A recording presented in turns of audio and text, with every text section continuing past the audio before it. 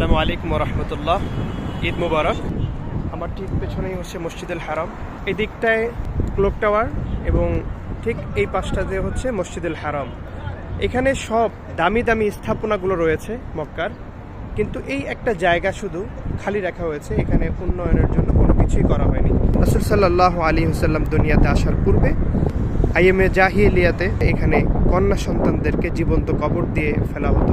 মনে করা হতো কন্যা সন্তানরাই হচ্ছে পরিবার বা বংশের জন্য একটা কলঙ্ক স্বরূপ। পরবর্তীতে রাসূল সাল্লাল্লাহু আলাইহি ওয়াসাল্লাম যখন দুনিয়াতে আগমন করেন এবং যখন ইসলামের আলো চারিদিকে ছড়িয়ে পড়ে, তখন এই জায়গাটাতে আর শিশু সন্তানদেরকে বা কন্যা সন্তানদেরকে কবর দিতে দেওয়া হয়নি। এটা আস্তে আস্তে তখন বন্ধ হয়ে যায়। আলহামদুলিল্লাহ, এই জায়গাটা এখনও সেই শিশু সন্তান বা কন্যা সন্তানদের সম্মানার্থে এই জায়গাটা এখন রাখা হয়েছে।